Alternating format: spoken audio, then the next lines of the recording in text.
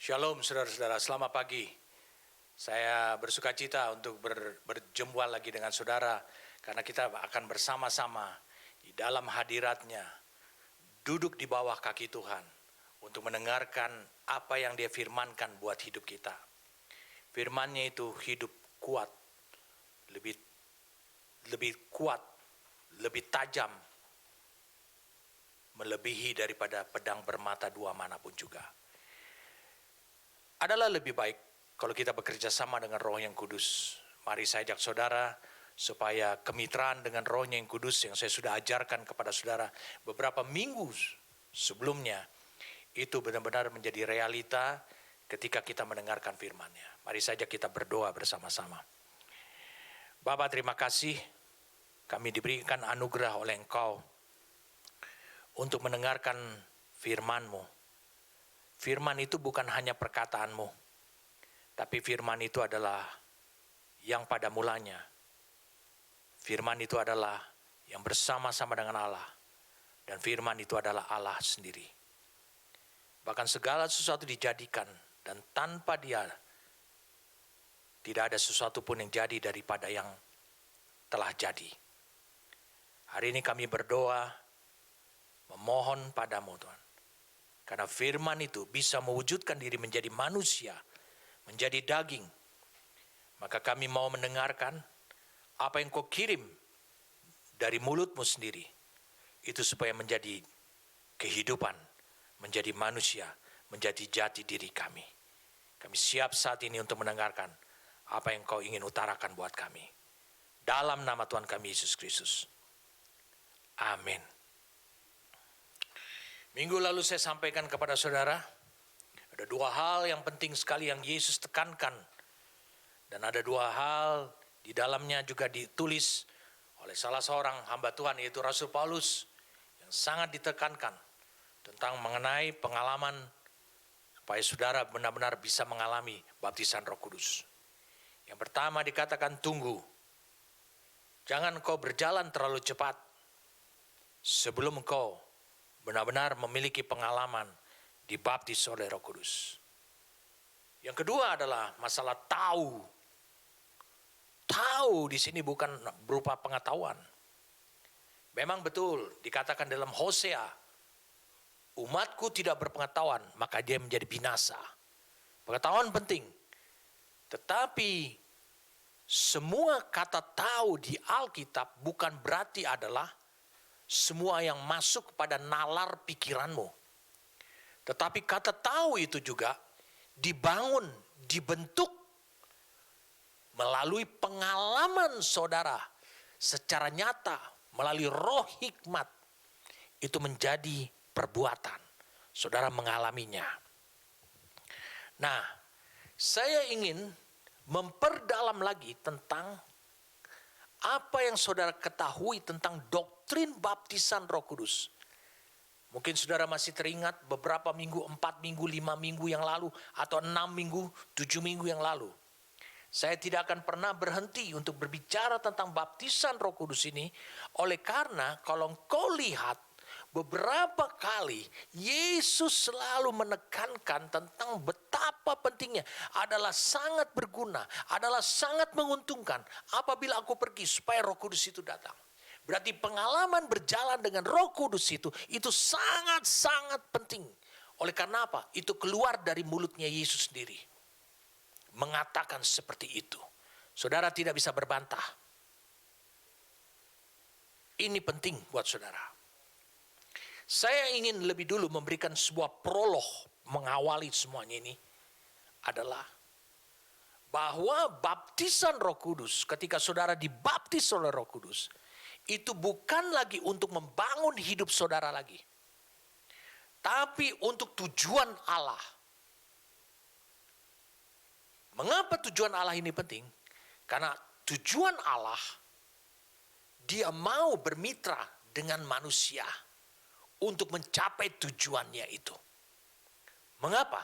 Karena Allah telah menyebutkan dari pasal pertama kitab Kejadian, awal Alkitab, pada saat penciptaan, pada saat manusia direncanakan akan diciptakan, dijadikan, diwujudkan oleh Allah, Allah telah menyebutkan tentang kemitraan itu sendiri.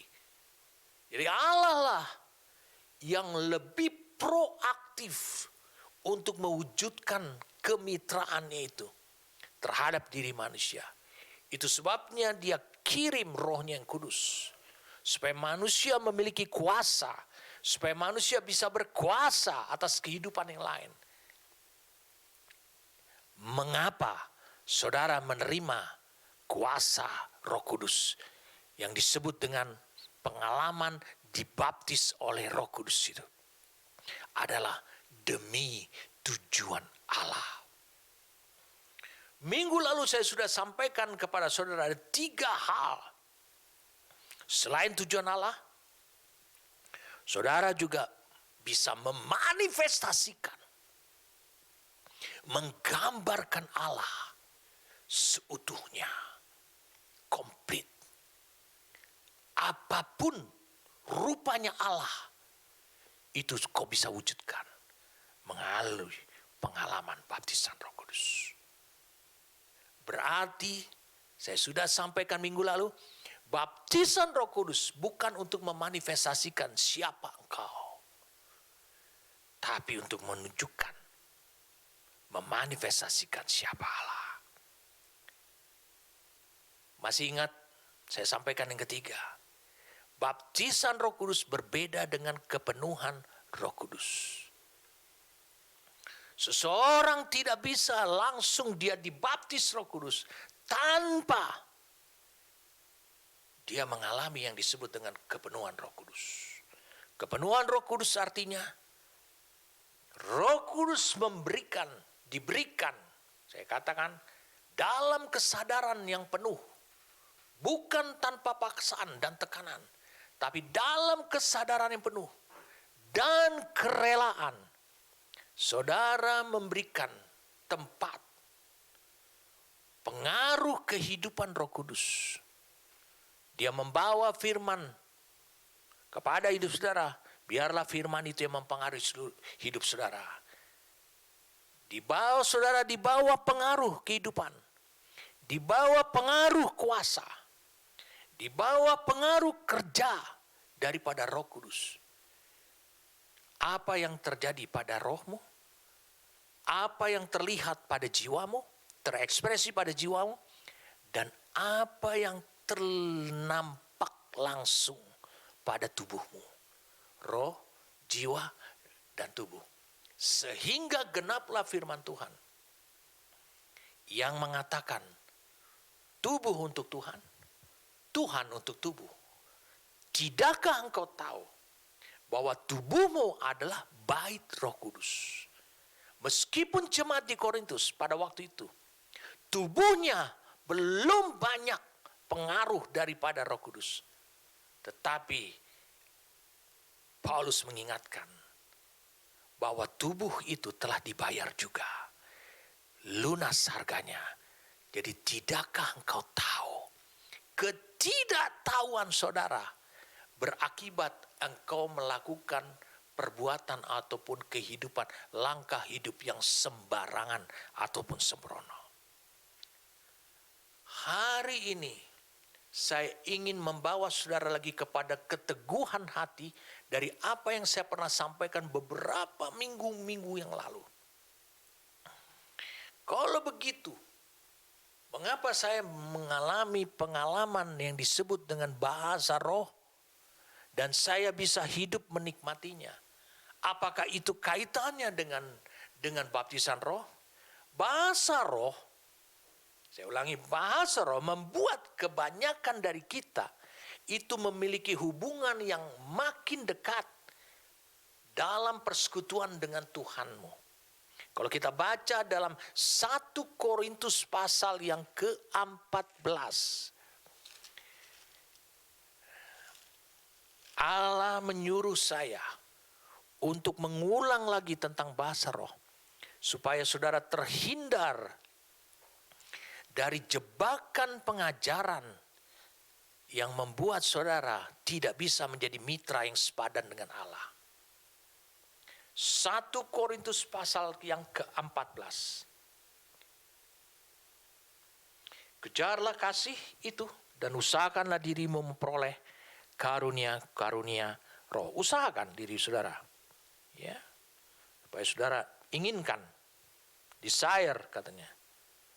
Terutama karunia untuk bernubuat. Karena bernubuat jelas. Karena karunia bernubuat ada kemampuan untuk mengucapkan apa yang belum tergenapi. Siapa yang berkata-kata dalam bahasa roh, dengan bahasa roh tidak berkata-kata kepada manusia, tapi kepada Allah. Sebab tidak ada seorang pun yang mengerti bahasanya. Oleh roh yang mengucapkan hal-hal yang rahasia. Tetapi siapa yang bernubuat, ia berkata-kata kepada manusia. Ia membangun, maksudnya membangun orang lain, menasihati dan menghibur orang lain. Siapa yang berkata-kata dengan bahasa roh, kembali lagi tentang bahasa roh, ia membangun dirinya sendiri. Karena orang lain tidak terbangun.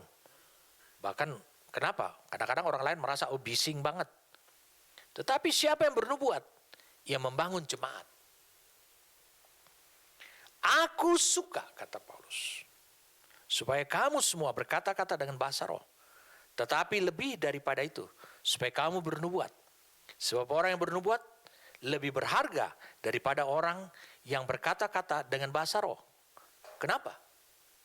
Karena dengan bernubuat, orang lain cepat terbangun. Dia berguna. Dia berada dalam tugasnya Allah. Kecuali kalau orang itu juga menafsirkannya sehingga jemaat dapat dibangun. Kecuali ketika engkau berbahasa roh, engkau bisa menafsirkannya. Maka orang lain mendapat pengertian. Pengertianlah, saya ulangi, pengertianlah yang menjadi berkat buat orang lain. Orang lain bisa terbangun. Dengarkan saya. Kalau saudara dibaptis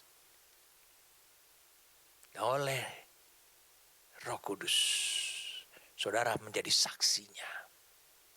Dengan kata lain, saya ulangi.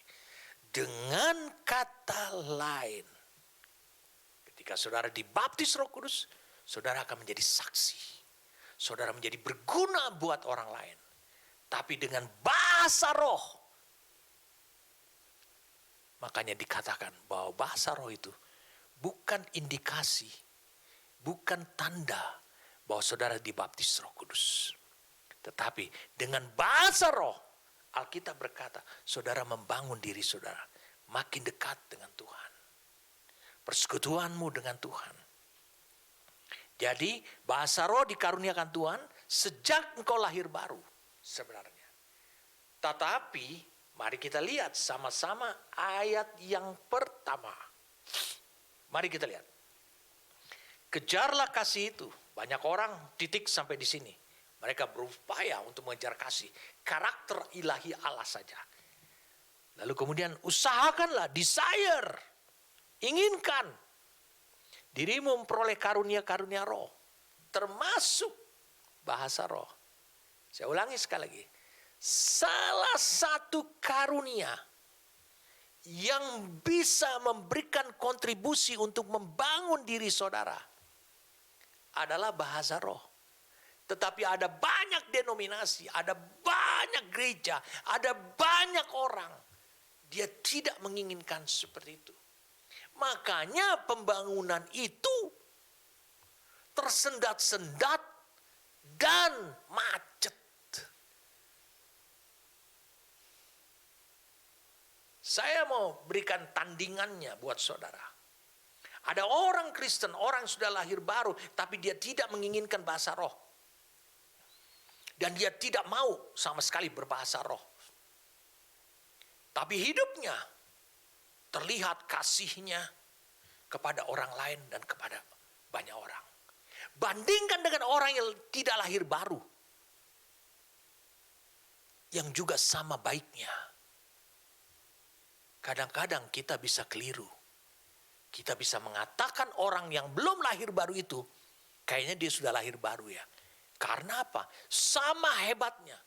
Bertumbuh dalam karakter-karakter yang disukai oleh manusia lainnya. Tetapi kita tertipu oleh karena apa? Oleh karena orang itu berbuat baik karena apa? Dia tahu dia tidak ingin merugikan orang lain. Saudara berbuat baik harusnya karena Allah lah menjadi dasar, menjadi faktor yang membuat saudara berbuat baik. Ini yang disebut dengan perubahan. Jadi sulit sekali membedakan. Kalau orang sudah tidak punya keinginan untuk berbahasa roh, maka saya menganjurkan untuk supaya saudara merobek beberapa Alkitab dan tidak perlu membacanya. Dia bilang kejarlah kasih dan usahakan dirimu, inginkan dirimu. Memperoleh karunia-karunia, terutama karunia untuk bernubuat. Kalau dikatakan terutama, mengapa? Karena dia akan berguna buat orang lain. Tapi ingat, bahasa roh itu berguna buat hidup saudara. Nah, dengarkan baik-baik. Ketika saudara lahir baru, bagaimana saudara bisa membangun diri saudara sendiri? Oh, maaf, saudara. Oh. Maaf. Dengarkan. Saudara diberi karunia, itu adalah pemberian daripada Allah. Supaya saudara dengan jalan demikian, saudara bisa berkata-kata kepada Allah. Ketika engkau lahir baru, rohmu hidup.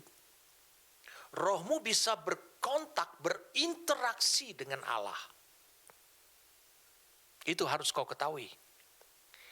Kalau rohmu dikatakan terhubung dengan Allah, bukan jiwamu. Karena jiwa tidak bisa terhubung dengan Allah. Ketika engkau berhubungan dengan Allah, bagaimana mungkin? Dikatakan di sini. Siapa yang berkata-kata dalam bahasa roh tidak berkata-kata kepada manusia, tetapi kepada Allah. Jadi sangat penting sekali bahasa roh. Tetapi bahasa roh bukanlah karunia yang diberikan ketika engkau dibaptis Roh Kudus. Tetapi ketika engkau lahir baru. Dan itu tergantung kepada apakah engkau menginginkannya. Ketika saudara lahir baru, saudara mulai Allah, yaitu roh Allah membawa benih. Saudara makin berakar. Setiap benih, yaitu firman, dia harus berakar dulu. Bukan tumbuh daun dulu. Bukan tumbuh batang dulu. Dia berakar. Kolose 2 ayat 6 dan 7. Mari kita baca sama-sama Kolose 2 ayat 6 dan 7. Kolose 2.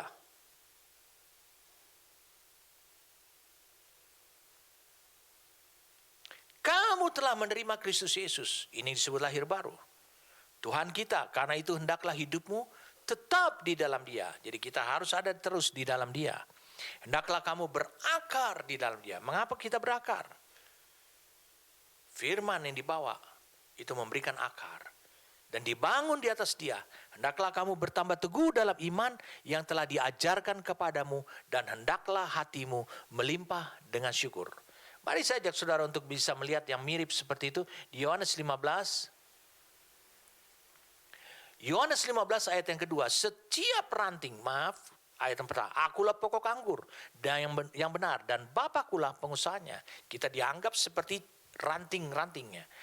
Setiap ranting padaku yang tidak berbuah, dipotongnya. Dan setiap ranting yang berbuah, dibersihkannya. Supaya ia lebih banyak berbuah. Pertanyaan saya, bagaimana engkau bisa berbuah kalau engkau enggak memiliki akar? Itu sebabnya engkau harus berakar di dalam Tuhan. Tadi kita udah baca. Ayat 5, akulah pokok anggur dan kamulah ranting-rantingnya. Barang siapa tinggal di dalam aku dan aku di dalam dia, ia berbuah banyak. Sebab di luar aku, kamu tidak dapat berbuah apa-apa. Ayat 8. Dalam hal inilah Bapakku dipermuliakan, yaitu jika kamu berbuah banyak, dan dengan demikian kamu adalah murid-muridku.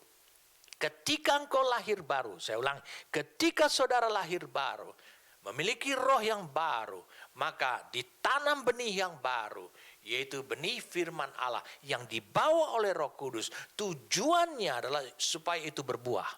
Sebab apa? Allah mengirim Rohnya yang kudus itu untuk berhasil. Allah mengirim firman-Nya sebagai benih dalam hidup saudara untuk supaya saudara berbuah. Jadi ada sesuatu bahwa proses yang dikerjakan oleh Roh Kudus itu harus ada di dalam di hidup saudara lebih dulu. Jangan pikirkan, makanya ingat minggu lalu saya sampaikan, tunggu. Apa arti tunggu? Supaya engkau diperlengkapi, supaya engkau komplit lebih dahulu. Tunggu. Roh Kudus akan penetrasi dengan cepat. Ingat dia adalah roh. Bisa dalam 1 detik engkau siap. Bisa dalam sekian waktu singkat engkau bisa siap. Sama seperti Paulus. Paulus lebih cepat daripada ke-12 murid Yesus. Baca di Alkitabmu. Baca mulai dari Kisah Rasul 9. Lebih cepat dari seorang pembunuh. Petrus bukan pembunuh. Seorang yang menyangkal. Petrus 3,5 tahun mengikut Tuhan. Ini dari seorang pembunuh. Dia berubah menjadi seorang saksi. Nah, ini penting buat kita. Banyak orang dia ingin menghasilkan buah. Saya sudah sampaikan minggu lalu kepada saudara. Kau harus mengerti mengapa Allah, apa maksud Allah mengirim, mengutus, mencurahkan Roh yang kudus supaya saudara ditenggelamkan dalam kuasa Roh Kudus. Dengarkan saya. Kalau engkau enggak mengerti tujuan itu, seperti yang saya sudah sampaikan minggu lalu, 3 hal merupakan tujuannya. Untuk memanifestasikan Allah. Kemudian untuk supaya tujuan Allah di bangsa-bangsa tercapai. Dan supaya apa? Supaya saudara benar-benar mengalami kehidupan, kuasa, dan kerja Roh Kudus tanpa batas. 3 hal itu saya sampaikan minggu lalu kepada saudara. Kalau saudara belum mengetahui tujuan Allah, mengapa saudara perlu dibaptis Roh Kudus itu, maka lupakanlah, saudara tidak akan pernah bisa memiliki pengalaman dibaptis Roh Kudus. Amin. Kalau tujuan saudara salah, tujuan Allah adalah supaya saya bisa berbahasa roh, supaya saya memiliki karunia, maka saudara jauh daripada pengalaman dibaptis Roh Kudus. Amin. Jadi sangat penting 2 hal. Tujuan Allah mengapa saudara dibaptis.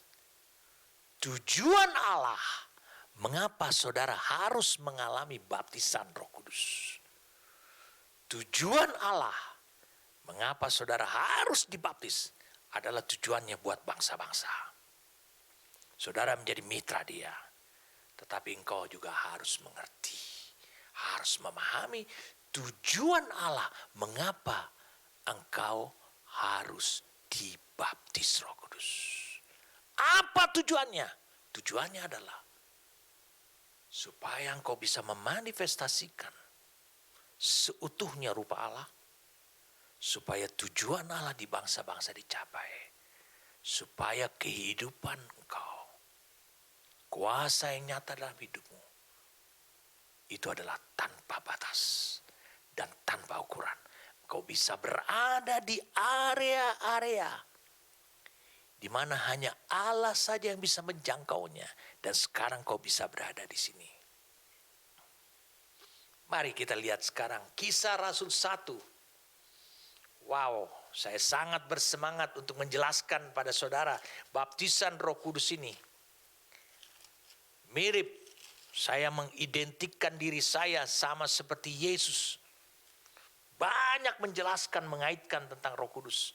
Pentingnya hidup dalam kuasa Roh Kudus. Saya mengidentikan diri saya juga sama seperti kayak Paulus. Menjelaskan ke beberapa banyak jemaat. Bahkan ke anak-anak rohaninya, bahwa betapa peranan daripada Roh Kudus itu sangat penting. Dan kau harus bisa memiliki, bukan mengetahui saja, tapi memiliki pengalaman. Mari saja kita melihat Kisah Rasul 1. Kisah Rasul 1, ayat yang ketiga. Kepada mereka ia menunjukkan dirinya setelah penderitaannya selesai. Dan dengan banyak tanda ia membuktikan bahwa ia hidup selama 40 hari. Ia berulang-ulang menampakkan diri dan berbicara kepada mereka tentang kerajaan Allah. Pada suatu hari ketika ia makan bersama-sama dengan mereka, ia melarang mereka meninggalkan Yerusalem dan menyuruh mereka tinggal di situ menantikan janji Bapa. Yang demikian katanya, telah kamu dengar daripadaku. Sebab Yohanes membaptis dengan air, tetapi tidak lama lagi kamu akan dibaptis dengan Roh Kudus. Yesus selama 40 hari menunjukkan bahwa ada tugas, ada misi Allah. Dan itu bisa menjadi realita melalui kemitraan dengan manusia. Tapi dia bilang begini, tapi kamu harus tunggu.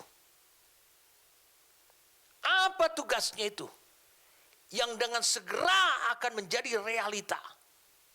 Yaitu ketika dia selama 40 hari, dia hanya berbicara tentang kerajaan Allah. Dia berbicara tentang kerajaan Allah yang akan menjadi realita secara utuh di dunia ini, bukan oleh Yesus, tetapi oleh murid-muridnya, oleh kita, saudara dan saya. 40 hari setelah kebangkitannya, lalu dia mengaitkan, lalu dia yakin bahwa apa yang dia katakan selama 40 hari tentang kerajaan ini, itu akan menjadi realita yang segera akan terjadi, terwujud di dunia ini. Saudara nggak usah terpengaruh oleh karena bencana yang terjadi. Tapi itu akan segera terjadi. Oleh karena apa? Dia yang berkata adalah dia yang telah mengalami kebangkitan. Dan dia tahu untuk kerajaan ini menjadi realita, dia tahu kuasa yang telah bekerja membangkitkan Yesus dari kematian itu lebih dari cukup untuk membuat kerajaannya menjadi realita dengan segera di bumi ini oleh saudara dan saya.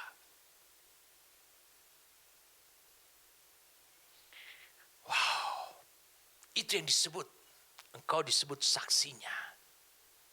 Itu adalah realita yang dikerjakan oleh Roh Kudus apabila saudara, kehidupan saudara ditenggelamkan oleh Roh Kudus. Itu akan menjadi realita. Tapi itu akan menjadi mimpi saudara apabila saudara tidak dibaptis dengan Roh Kudus.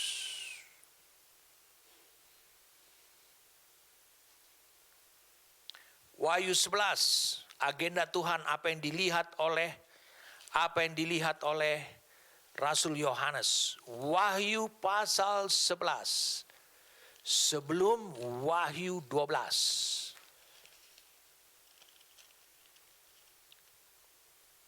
Wahyu 11 adalah sebelum Wahyu 22. Tentu, itu baru di tengah-tengah. Ayat yang ke-15.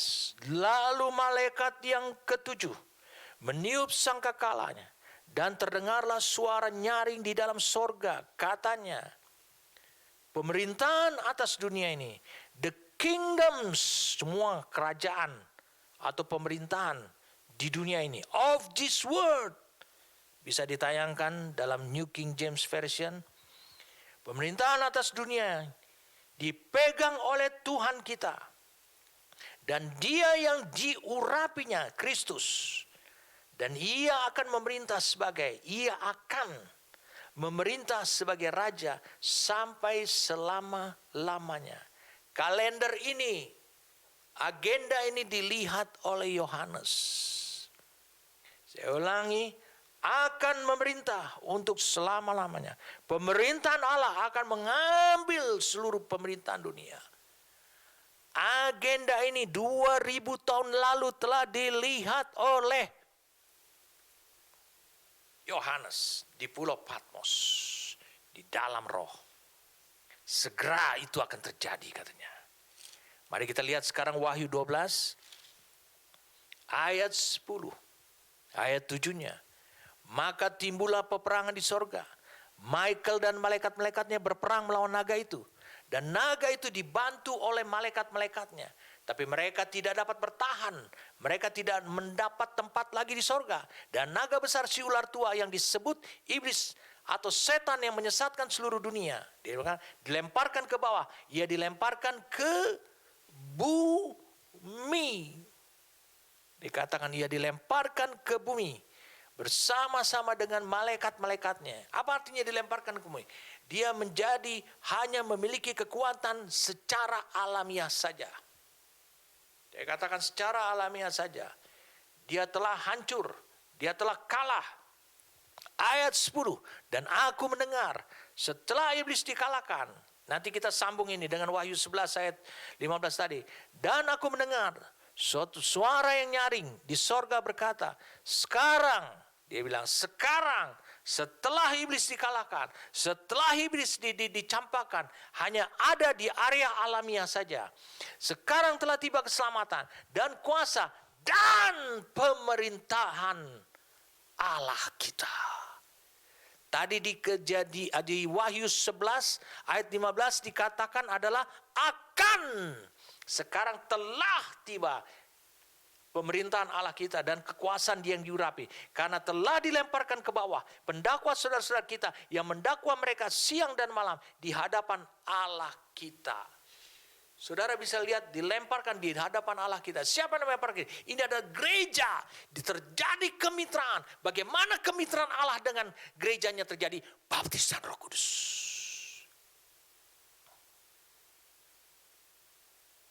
Perhatikan baik-baik. Realita yang akan terjadi di hari-hari di depan oleh karena baptisan Roh Kudus ini. Saudara mau lihat? Yang pertama, iblis akan dicampakkan keluar dari setiap pemerintahan demi pemerintahan.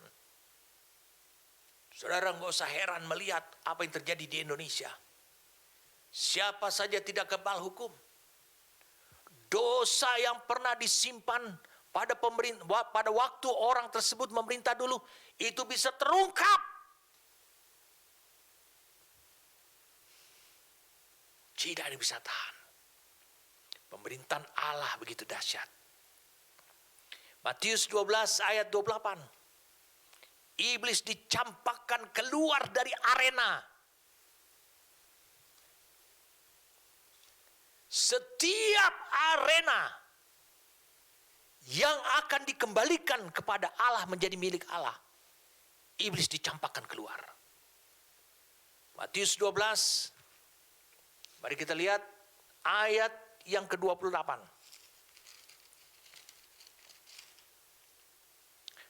Tetapi jika aku, kata Yesus, mengusir setan dengan kuasa Roh Kudus, dengan kuasa Roh Allah, maka sesungguhnya kerajaan Allah, pemerintahan Allah sudah datang kepadamu.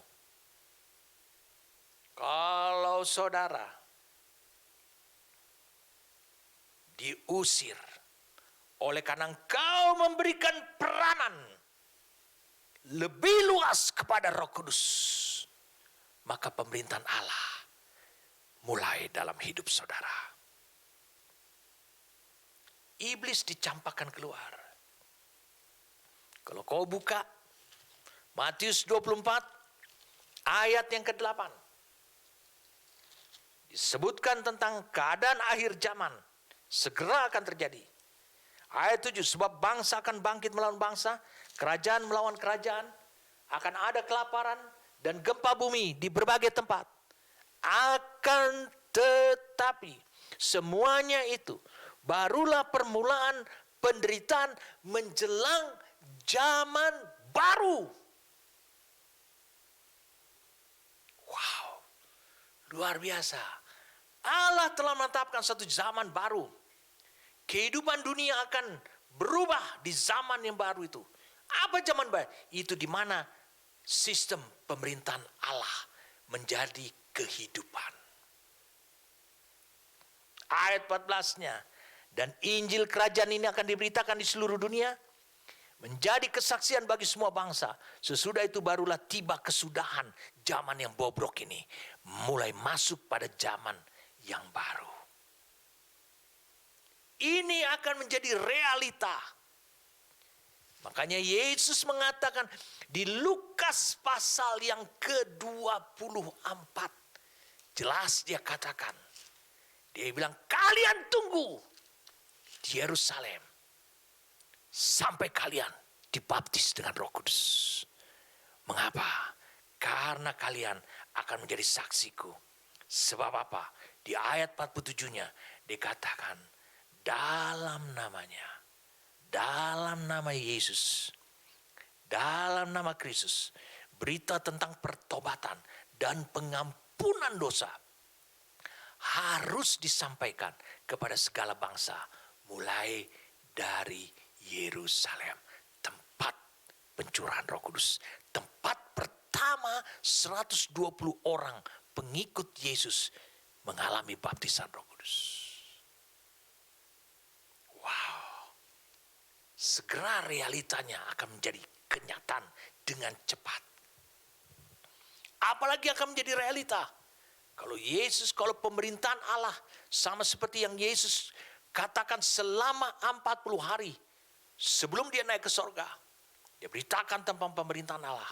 Itu akan menjadi realita dengan segera oleh para saksinya. Siapa saksinya? Mereka yang dibaptis oleh Roh Kudus. Mari saya ajak saudara buka Efesus 1. Efesus 1. Wow, kita banyak ayat nih.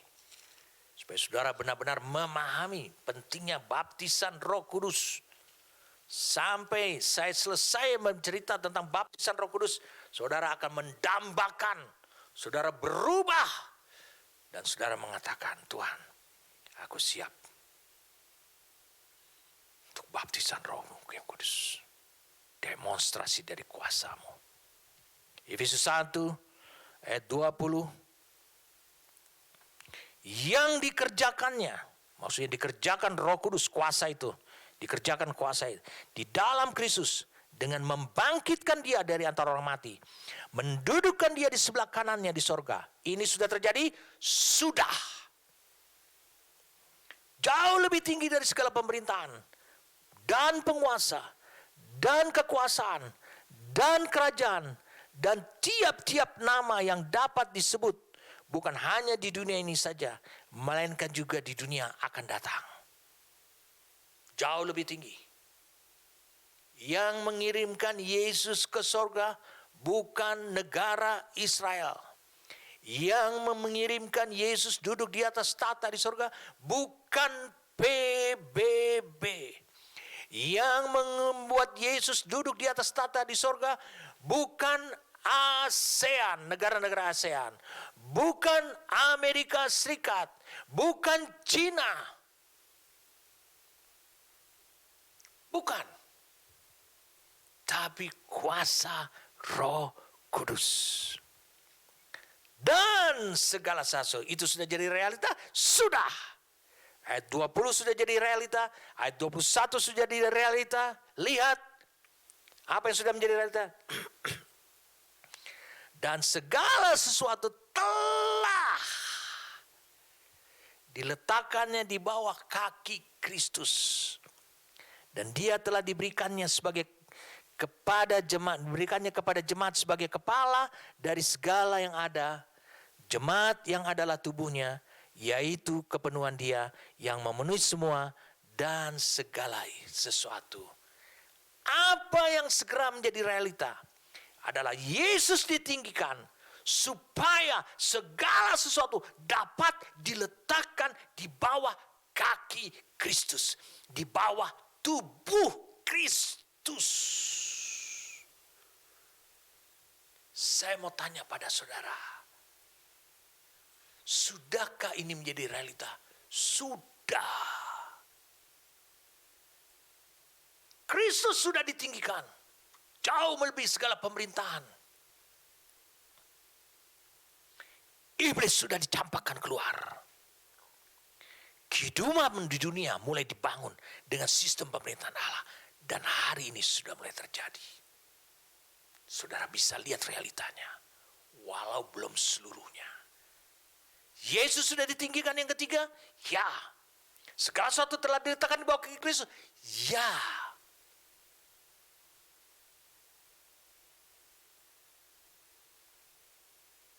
Amin. Luar biasa. Baptisan Roh Kudus, betapa dahsyatnya. Kau akan masuk pada area-area yang hanya bisa dijangkau oleh Allah. Lupakan soal iblis. Iblis nggak bisa menjangkau area itu. Kerajaan Allah yang semula akan dibangun itu seharusnya pada kerajaan Israel. Tapi akhirnya Allah memberikan anugerah itu kepada bangsa lain. Kepada bangsa-bangsa. Kepada suatu bangsa yang disebut adalah gerejanya. Kamulah bangsa yang terpilih, imamat yang rajani. Di 1 Petrus 2 ayat 9 saudara disebutkan bahwa gereja itu adalah bangsa menurut Allah. Kerajaan Allah diberikan bukan lagi kepada Israel. Makanya Yesus mengatakan di Kisah Rasul 1, ketika murid-muridnya selalu memiliki pengharapan. Tuhan, ayat 6, maukah engkau pada masa ini memulihkan kerajaan bagi Israel? Memulihkan kerajaanmu melalui kerajaan Israel. Jawabnya, engkau tidak perlu mengetahui masa dan waktu yang ditetapkan Bapa sendiri menurut kuasanya.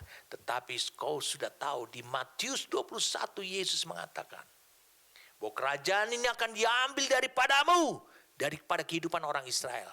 Dan akan diberikan kepada sebuah bangsa yang bisa menghasilkan buah. Karena apa? Karena Yohanes 15 ayat 8 mengatakan bahwa Bapa itu dipermuliakan apabila engkau berbuah banyak. Wow. Jadi realita ini sudah terjadi. Yesus telah ditinggikan. Tidak ada seorang pun membantahnya. Berarti sekarang sedang terjadi pergerakan daripada Roh Kudus. Kuasa Roh Kudus yang dahsyat bergerak ke seluruh bangsa-bangsa. Apa yang dilakukan? Menggenapkan janji Allah kepada Abraham. Menggenapkan janji Allah kepada Abraham. Di Kejadian 12.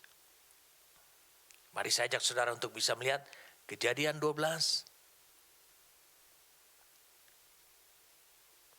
Dia bilang, aku akan membuat engkau menjadi bangsa yang besar.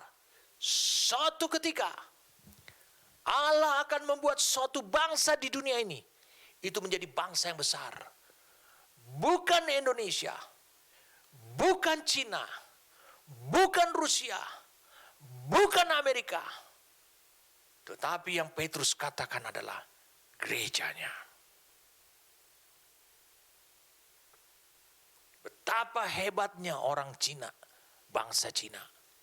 Di semua pelosok dunia ini ada.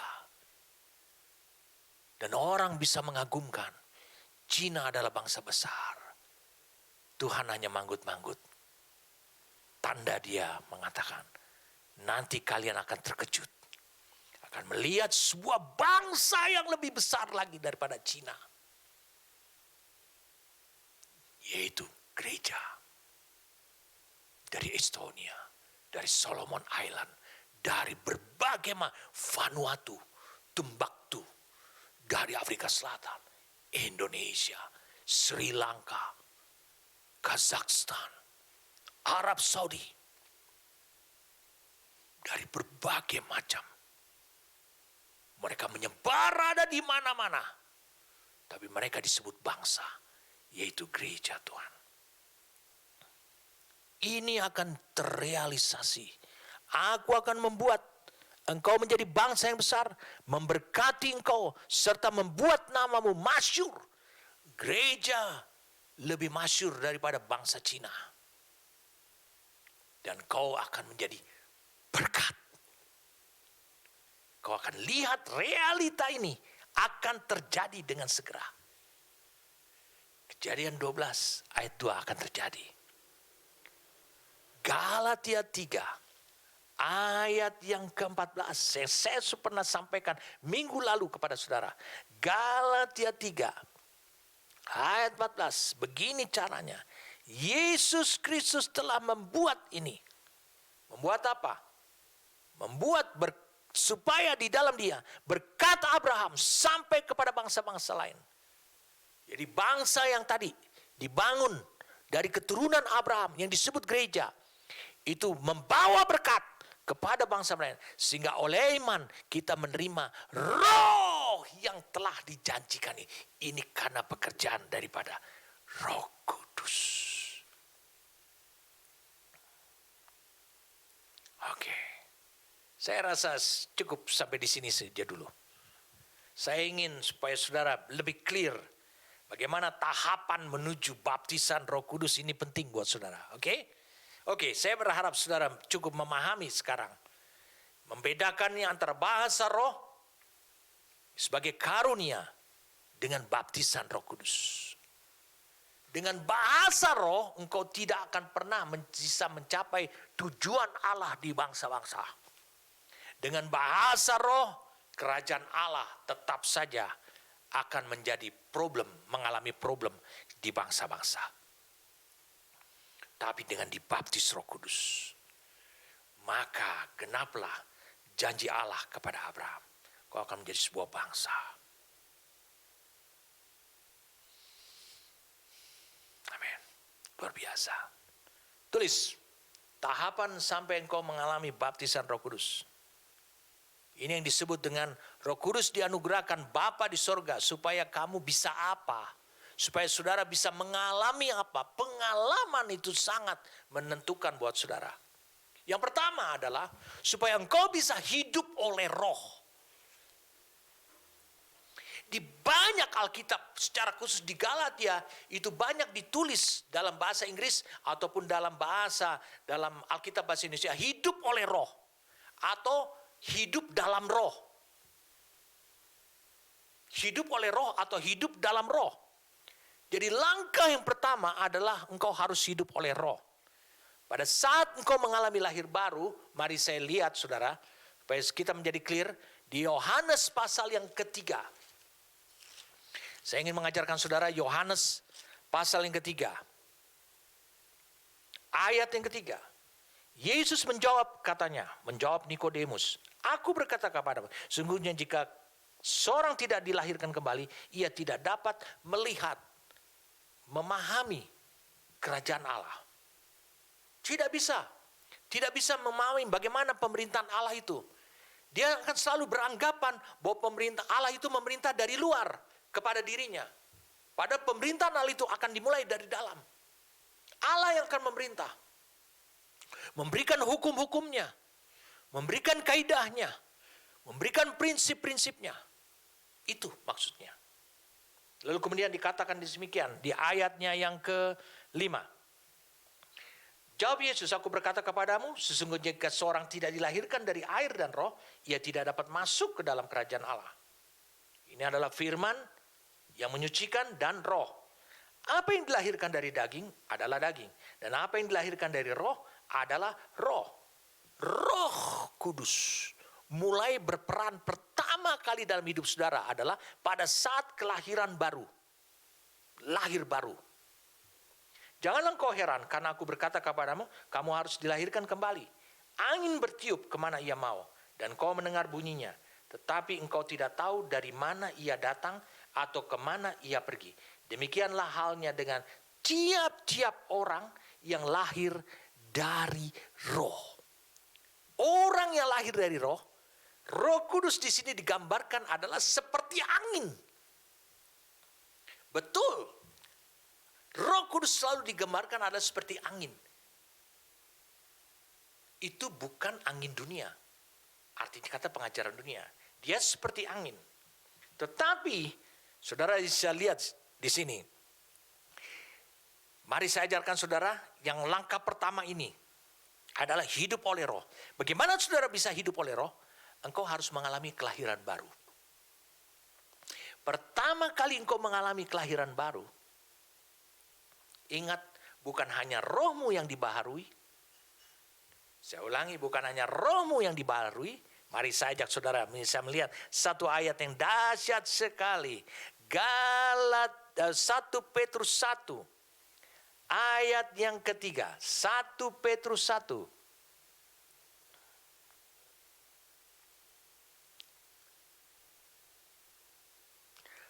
Terpujilah. Wow.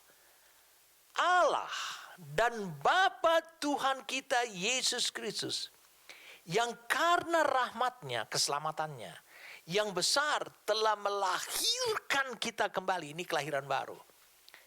Oleh apa? Kebangkitan Yesus Kristus dari antara orang mati. Saudara tahu bahasa kebangkitan Yesus Kristus dari antara orang mati itu menunjuk kepada siapa? Roh Kudus. Kuasa Roh Kudus. Jadi kita ganti saja. Atau orang mati kepada suatu hidup yang penuh pengharapan. Kita ganti kata itu. Terpujilah Allah dan Bapa Tuhan kita Yesus Kristus, yang karena rahmatnya atau keselamatan yang besar telah melahirkan kita kembali oleh kuasa Roh Kudus. Kuasa tanpa batas, tanpa ukuran dari Roh Kudus kepada suatu hidup yang penuh pengharapan. Pertama kali Roh Kudus bekerja dalam hidup saudara adalah membuat saudara lahir baru. Kelahiran baru itu sangat dahsyat sekali. Membuat saudara lahir baru. Lihat apa yang dikatakan di dalam Galatia 2 ayat 19 dan ayat 20. Mari kita lihat sama-sama. Galatia 2 ayat 19 dan 20. Sebab aku telah mati oleh hukum Taurat, dan hukum Taurat supaya aku hidup untuk Allah. Aku telah disalibkan dengan Kristus. Namun aku hidup, dia tidak mati. Tetapi bukan lagi aku sendiri yang hidup, berarti yang lama masih ada. Melainkan Kristus sekarang yang hidup di dalam aku. Dan hidupku yang kuhidupi sekarang di dalam daging adalah hidup oleh iman. Dengan melihat apa yang ada Allah sediakan di dalam alam roh. Dalam anak Allah yang telah mengasihi aku dan menyerahkan dirinya untuk aku. Jadi sejak saudara lahir baru, maka tersedia hidup Kristus yang dibawa oleh siapa? Dibawa oleh Roh Kudus. Dibawa oleh sang kuasa kebangkitan itu. Ke dalam roh saudara. Sekarang ada dua kehidupan yang tersedia. Kehidupan saudara yang lama dan kehidupan saudara yang baru. Dan kehidupan yang baru ini dahsyat. Disebut ada hidupnya Kristus yang sudah terbukti. Hidupnya yang sampai duduk di tahta. Jadi Roh Kudus bergerak dalam hidup manusia selalu dimulai itu dari dalam roh manusia. Karena roh manusia itu sudah dibaharui. Jadi roh yang dibaharui. Ingat salah satu sifat daripada roh manusia. Mari saya ajak saudara untuk melihat Matius 26 ayat 41. Matius 26 ayat 41. Oke, kita cepat saudara. Matius 26 ayat 41, berjagalah dan berdoalah supaya kamu jangan jatuh ke dalam pencobaan. Roh memang penurut. Roh itu selalu berkeinginan. Roh itu mau. Sifatnya mau. Tetapi daging itu lemah. Kalau engkau baca juga di kitab Markus, sama saja. Markus 14 ayat 38. Roh itu memiliki keinginan. Jadi roh Allah mudah bekerja di dalam roh saudara. Makanya lahir baru itu seperti dihembuskan angin oleh Roh Kudus.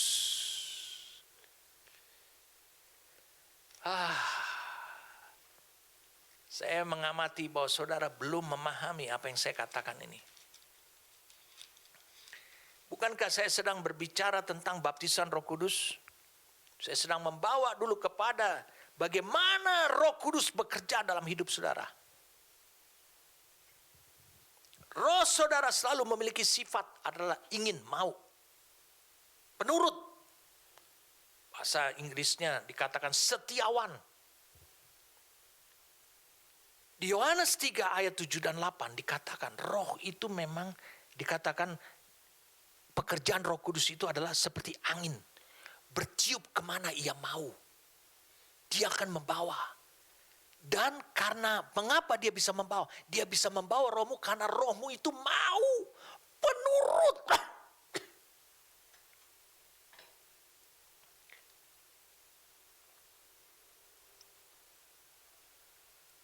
Rohmu itu penurut. Rohmu itu mau. Lihat penjelasan saya. Seperti dalam kasus angin. Efeknya terlihat, betul tidak? Suara terdengar. Perubahan penting dihasilkan olehnya. Itu angin. Perubahan penting. Pepohonan, awan dipindahkan. Namun angin tidak terlihat. Betul atau tidak? Karena dia bekerja dalam roh. Kadangkala kita juga tidak tahu dari mana datangnya angin itu. Atau hukum apa yang mengatur angin. Begitu yang Yesus maksudkan dengan pekerjaan roh. Kita melihat perubahan yang dihasilkannya. Lihat perubahan manusia. Manusia yang berdosa sekarang bisa menjadi suci. Sama seperti Galatia 2 ayat 20 tadi. Yang sudah kita baca. Ceroboh menjadi serius. Tidak bermoral menjadi murni. Kejam moralnya menjadi religius. Tidak rajin berdoa menjadi seorang yang giat berdoa. Pemberontak atau keras kepala itu menjadi lemah lembut. Menjadi baik hati. Kita bisa melihat perubahannya. Itu yang Yesus jelaskan. Pekerjaan roh demikian. Lihat apa yang kau alami. Lihat perubahannya. Jadi kita tidak ragu melihat perubahan itu. Kenapa? Karena itu sebagai bukti yang sangat kuat. Sama seperti kita melihat pepohonan yang besar bergerak. Atau air laut bergulung-gulung karena angin. Atau saudara melihat air laut di malam hari. Setelah terik siang hari, air laut menjadi hangat. Tapi malam hari engkau melihat angin darat berhembus ke laut, memberikan efek pendinginan. Atau yang kita sering sebut, itu yang disebut dengan angin pada musim panas. Kita bisa melihat kenapa air laut pagi hari menjadi dingin. Karena ada angin. Terjadi perubahan yang besar. Semua itu berhubungan dengan angin. Saudara tidak melihatnya. Saudara bahkan tidak memahami operasinya. Tapi saudara bisa melihat buktinya.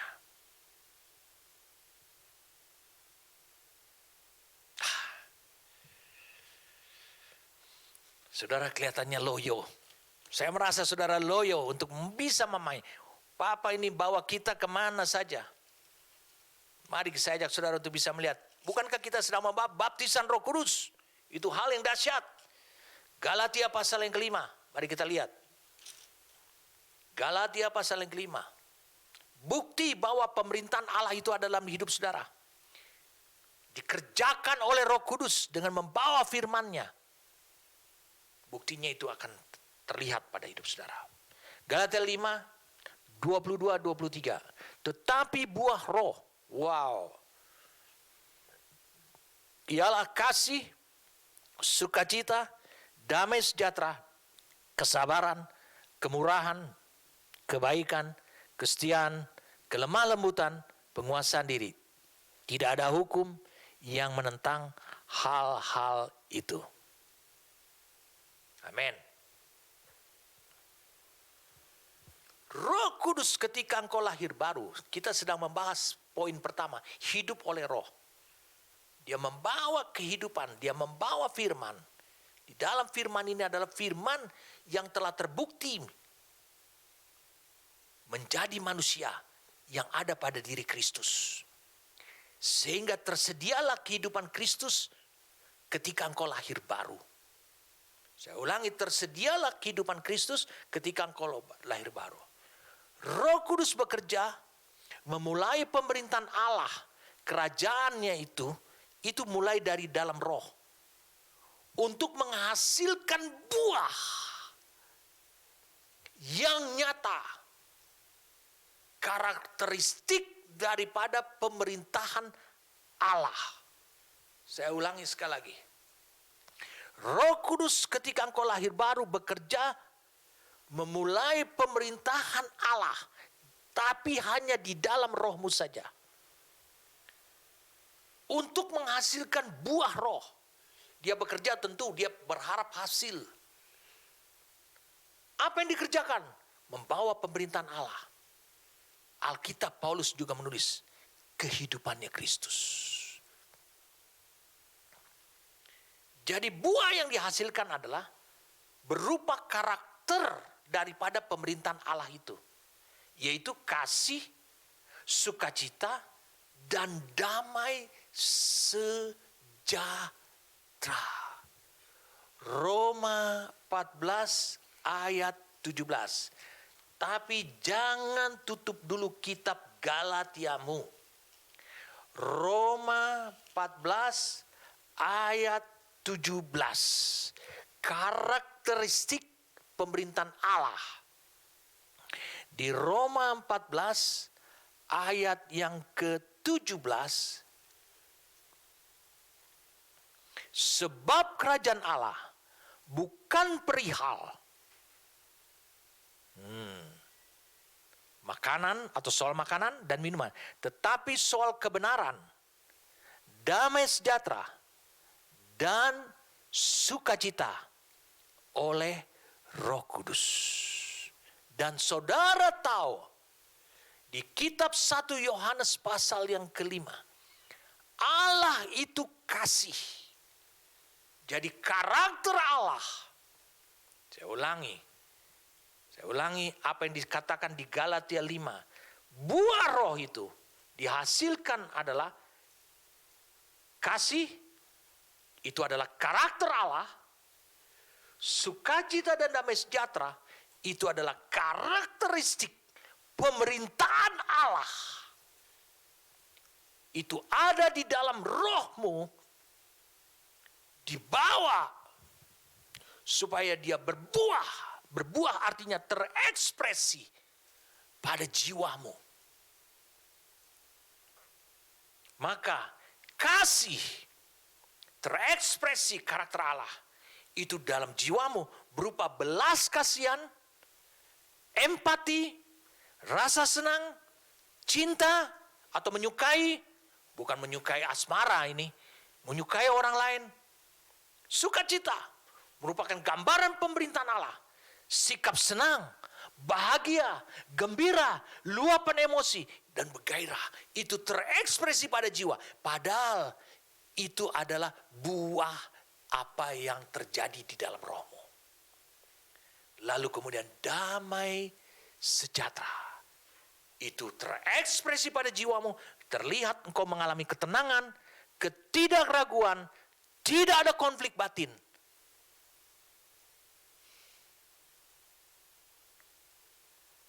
Jadi dengarkan saya. Meski kasih adalah pribadinya Allah, sukacita dan damai sejahtera adalah pemerintahan Allah.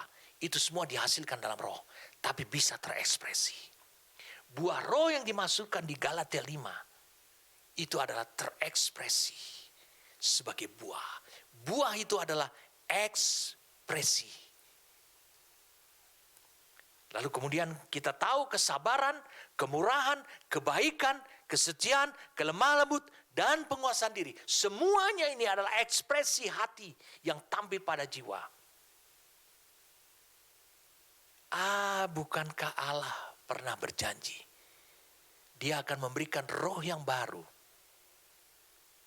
Dan bahkan rohnya diberikan kepada hidup saudara. Untuk supaya menghidupkannya, menghasilkan buah. Jadi ada kemitraan antara roh yang baru dengan rohnya yang ada dalam hidup saudara. Itu supaya meluas, akhirnya melebar kepada hati. Mari saja kita melihat Yeskiel 11. Yeskiel 11.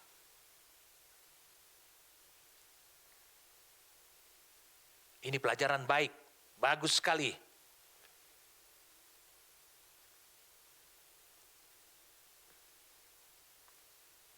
Lihat. Ayat 19. Aku akan memberikan mereka hati yang lain. Roh yang baru dalam batin mereka. Juga aku akan menjauhkan dari tubuh mereka hati yang keras. Dan memberikan mereka hati yang taat. Supaya mereka hidup menurut segala ketetapanku. Wah. Perbuatan menurut segala ketetapan itu dilakukan oleh apa? Tubuh dan jiwa.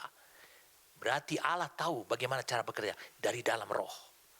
Dia berikan hati yang baru. Roh yang baru, baru hati yang baru. Menuspan peraturan-peraturanku dengan setia, maka mereka akan menjadi umatku dan aku akan menjadi Allah mereka. Mari saja kita melihat lagi. Yeskiel pasal yang ke-36. Yeskiel pasal 36. Dikatakan adalah ayat 26. Kamu akan kuberikan hati yang baru. Kamu akan kuberikan. Berarti Allah yang akan mengerjakan hati yang baru. Saudara tahu hati? Hati terdiri daripada hati nurani. Yaitu salah satu fungsi daripada roh. Dan seluruh jiwa. Pikiran, perasaan, dan kehendak. Itu disebut hati. Dikatakan aku akan memberikan hati yang baru. Dan roh yang baru dalam batinmu. Jadi Allah memulai dari dalam rohmu. Lalu dia akan membuat hatimu dipengaruhi. Sehingga seluruh jiwa sudah tercakup. Dan aku akan menjauhkan dari tubuhmu hati yang keras. Dan kuberikan kepadamu hati yang taat. Rohku akan kuberikan diam dalam batinmu. Dan aku akan membuat kamu hidup menurut segala ketetapanku. Dan tetap berpegang pada peraturanku. Dan melakukan. Berarti Roh Kudus, roh Allah ada pada diri kita. Dia menyediakan kehidupan. Supaya apa? Hati yang baru ini bisa melakukan ketetapan dan peraturan Tuhan. Saudara sudah mulai dekat pada pemahaman yang sebenarnya. Mari saja kita lihat Roma 8.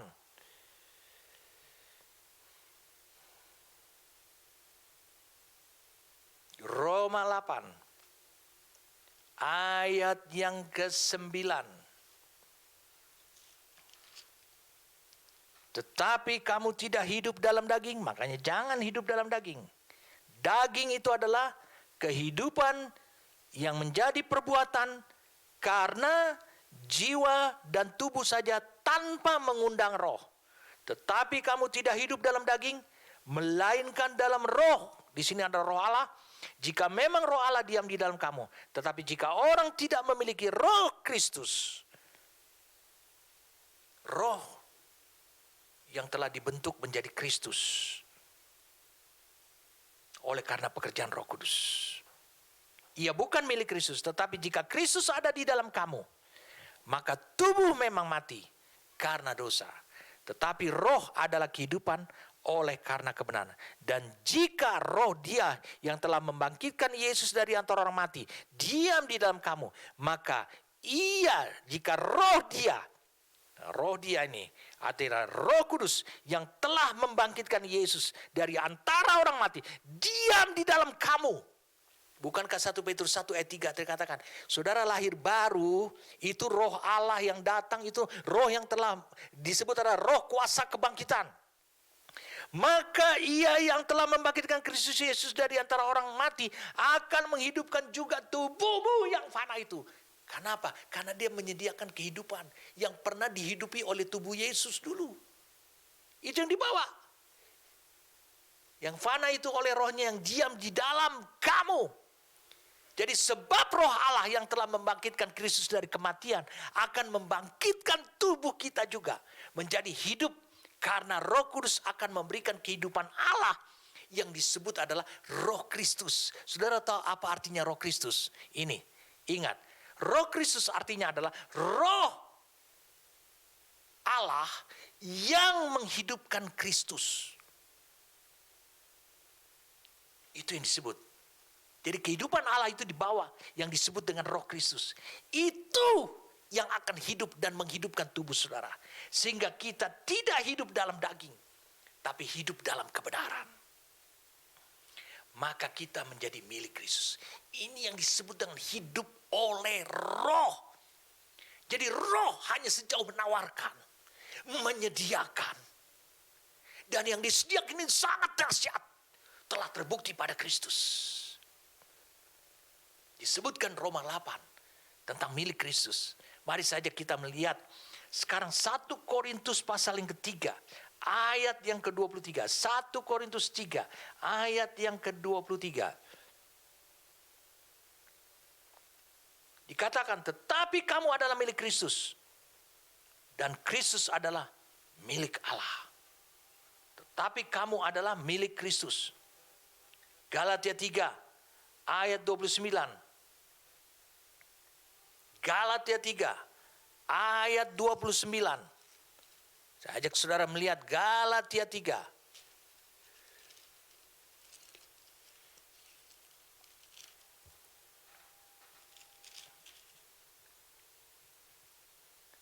Dan jikalau kamu adalah milik Kristus, maka kamu juga adalah keturunan Abraham dan berhak menerima janji Allah.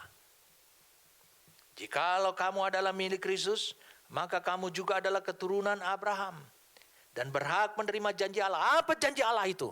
Adalah baptisan Roh Kudus. Apa janji Allah itu? Adalah Roh Kudus. Supaya apa? Supaya engkau menjadi sebuah bangsa, kata Allah. Kalau engkau menjadi milik Kristus.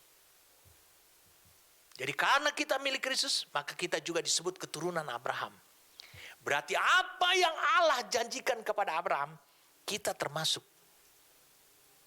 Berarti pencurahan Roh Kudus itu dimaksudkan adalah hanya kepada keturunan Abraham. Mari kita lihat sekarang Galatia 5 ayat 24. Di sini ditegaskan lagi tentang setelah buah roh tadi. Ayat 24. Barang siapa menjadi milik Kristus Yesus, yang disebut dengan keturunan Abraham, ia telah menyalibkan daging dengan segala hawa nafsu dan keinginannya. Jadi menjadi milik Kristus seutuhnya adalah dengan menyalibkan daging dan segala hawa nafsu serta keinginan, sehingga saudara bisa hidup dari apa yang disediakan oleh Roh Kudus. Itulah sebabnya tahapan hidup oleh Roh. Pada tayangan ini saudara bisa lihat, ketika engkau lahir baru, engkau baru menerima sebagian peranan daripada Roh Kudus dalam hidup saudara. Saudara makin bersungguh, saudara memberikan peranan dan kekuasaan kepada aspek-aspek kehidupan saudara yang lain, aspek jiwa, aspek tubuh, terus sampai itu bisa meluber keluar. Amin. Saya ajak saudara untuk bisa melihat sebenarnya rencana Allah dulu seperti apa. Dengarkan saya. Dengarkan saya. Kejadian 6, mari kita lihat.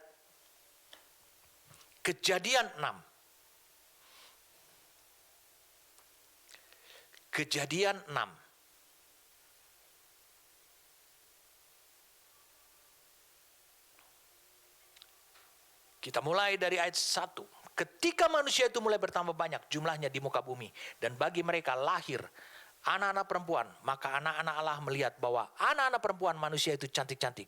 Lalu mereka mengambil istri dari antara perempuan-perempuan itu, siapa saja yang disukai mereka. Berfirmanlah Tuhan Allah.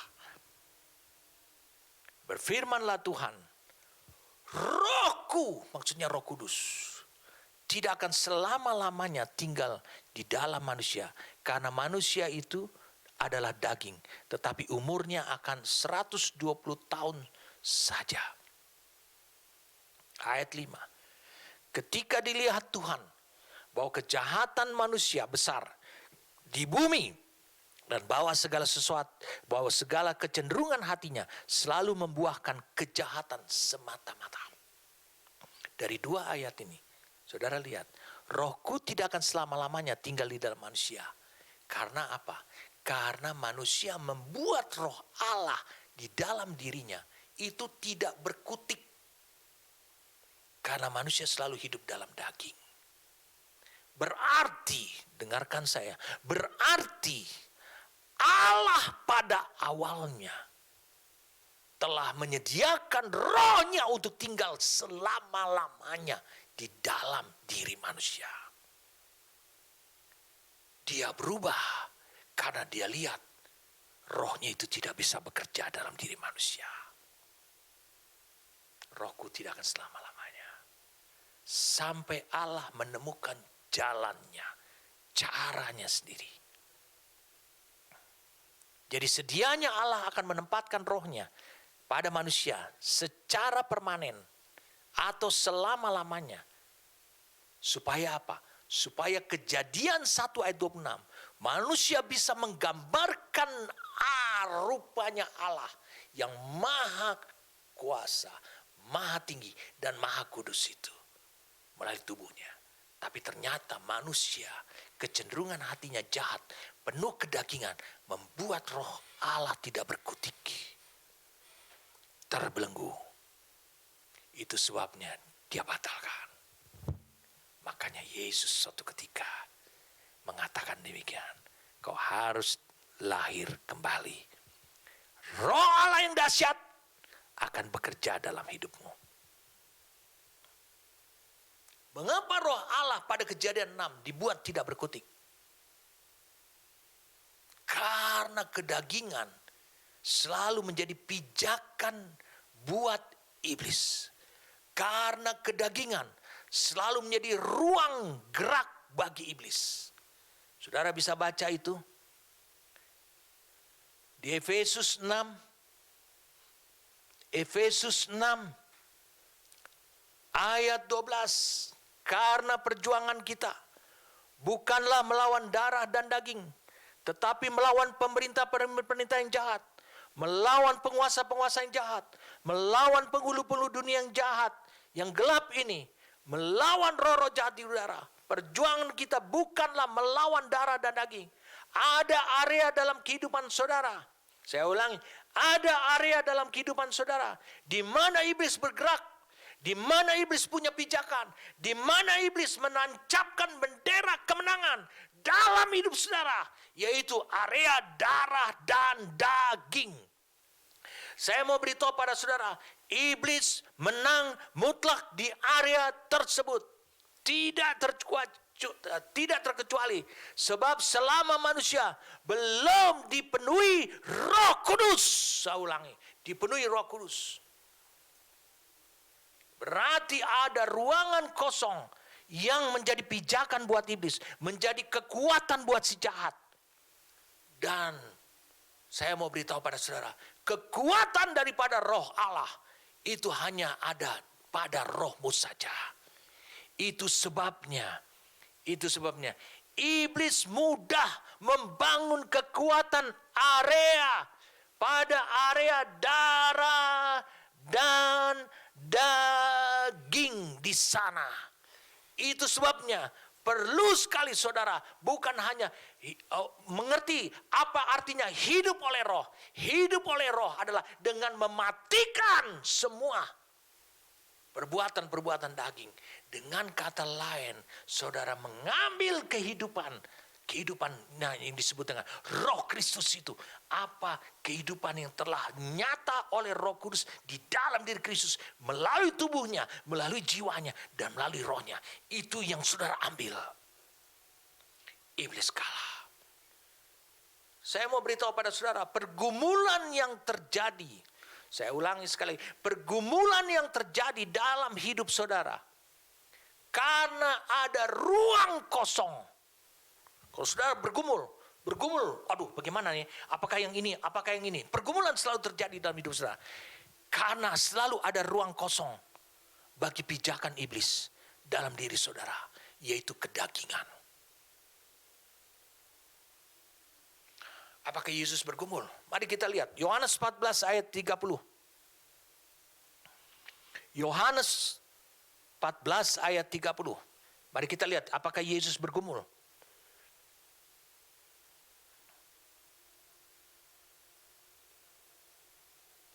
Tidak banyak lagi aku berkata-kata dengan kamu, sebab penguasa dunia ini datang, dan ia tidak berkuasa, ataupun ia tidak mendapatkan, and he had nothing in me.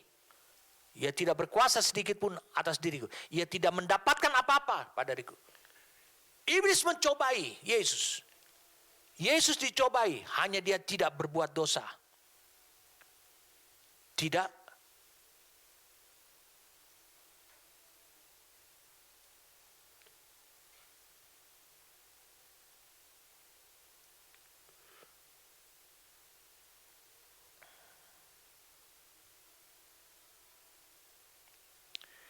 Yesus dicobai, hanya dia tidak berdosa. Mari kita lihat saudara.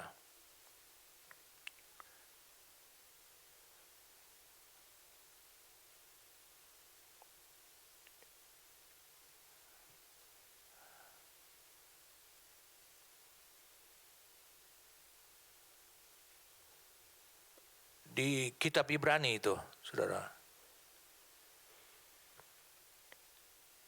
Ibrani 4 ayat 15. Sebab imam besar yang kita punya bukanlah imam besar yang tidak dapat turut merasakan kelemahan-kelemahan kita. Kita punya kelemahan karena kita memiliki unsur alamiah. Yesus juga demikian. Sebaliknya sama dengan kita. Yesus telah dicobai, hanya tidak berbuat dosa. Mengapa Yesus tidak bisa berbuat dosa? Dia dicobai. Iblis mencoba datang. Menurut Yohanes 14 ayat 30, iblis mencoba datang. Dia bilang penguasa dunia ini datang untuk mencobai dia. Yesus telah membuktikan bahwa dia memiliki ketetapan hati untuk taat senantiasa pada Allah. Dia mematikan kedagingannya. Matius 3 ayat 15 ditunjukkan kepada dia hanya taat kepada Allah, kepribadian dia. Dia yang penuh dengan roh, dia yang dikendalikan roh, dipimpin roh. Dia menegaskan bahwa penguasa dunia ini berusaha terus mendatangi dia. Tetapi iblis tidak mendapatkan pijakan atau apa-apa untuk menancapkan benderanya dalam hidupku. Kenapa? Tidak ada kedagingan. Karena Yesus tidak berpegang pada darah dan daging. Kalau engkau buka satu Alkitab, di Alkitab, saudara, saya berharap saudara buka internetmu atau buka Eastwoodmu. Ada satu Alkitab namanya Easy to Read Version, ERV. Yohanes 14 ayat 30. Dengarkan saya. Ini ayat menyingkapkan buat saya tentang kemenangan yang saudara alami karena pekerjaan Roh Kudus. Dikatakan Yohanes 14 ayat 30, the ruler of this world is coming, sedang datang. Kemudian he has no power over me. Penguasa dunia ini, dia berkuasa atas dunia. Dia tunjukkan kepada Yesus, seluruh dunia dengan segala kemuliaan akan kuberikan kepadamu. Penguasa dunia ini datang kalau kepada hidup saudara itu sewaktu-waktu. Tapi di sini Yohanes 14 ayat 30, terjemahan bebas ERV-nya adalah mengatakan penguasa dunia ini datang terus-menerus, tetapi dia tidak memiliki kekuatan atau kuasa atas saya. Kenapa? Karena Yesus berdiri bukan pada darah dan daging, tapi kuasa Roh Kudus. Iblis terus-menerus mendatangi Yesus, mencari waktu yang baik, katanya di dalam Lukas 4 ayat yang ke-12. Tetapi iblis tidak mendapatkan satu pun area pijakan yang kosong. Iblis mencari waktu yang baik buat hidup saudara. Dia mencari sampai saudara, dia menemukan pijakan yang kosong pada diri saudara, yaitu kehidupan darah dan daging. Jadi tahapan supaya saudara benar-benar bisa mengalami kuasa daripada Roh Kudus adalah tahapan yang engkau harus hidup oleh Roh. Sebab dengan pengalaman engkau hidup oleh Roh, engkau melihat mulai kedahsyatan daripada kuasa Roh Kudus di dalam dirimu. Dia bekerja mulai dari setiap pengalaman demi pengalaman. Saudara, ketika engkau hidup dalam daging, kenapa engkau kalah? Kau bisa mengerti. Demonstrasi kuasa ini sangat penting. Yang kedua, tahapan kedua, dipenuhi Roh. Pada tayangan ini saudara bisa lihat, saudara lahir baru, saudara makin bertumbuh dalam dia, makin dekat kepada dia, terus akhirnya saudara dipenuhi Roh. Galatia 5, kita pada kitab Galatia. Galatia 5, mari saya ajak saudara untuk melihat Galatia pasal yang kelima. Ayat yang ke-16.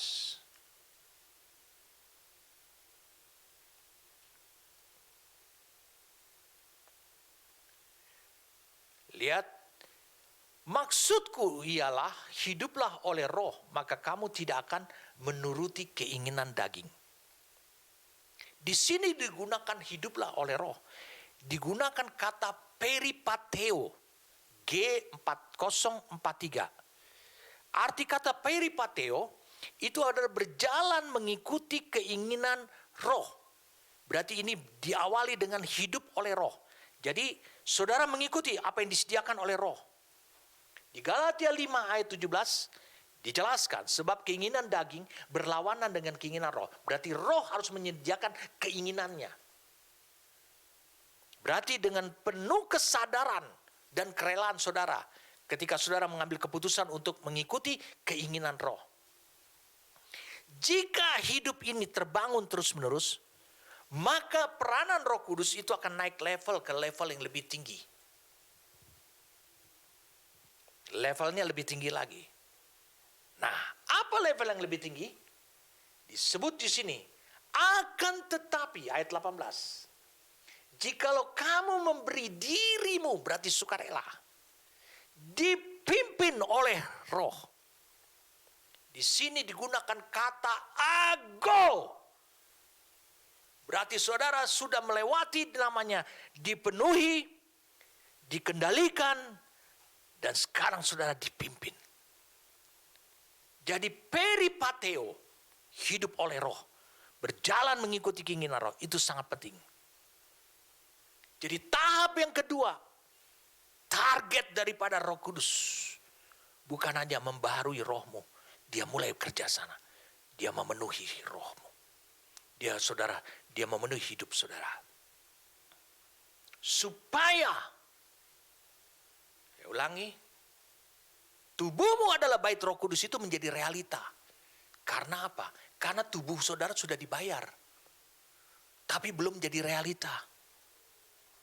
Kalau tubuhmu menjadi bait Roh Kudus, maka Roh Kudus akan berperan bebas menggunakan tubuh saudara untuk maksud dan kehendak Dia.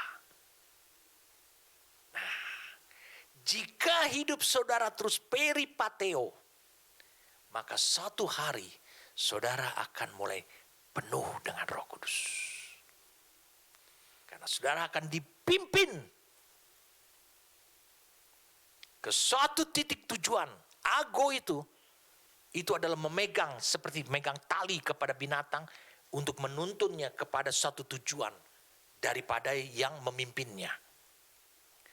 Jadi ini terjadi sejak engkau lahir baru. Sebenarnya Roh Kudus mulai memimpin kau, mulai ago. Tetapi ingat, tidak dengan paksa. Nah, mari kita lihat lagi. Ayat 25.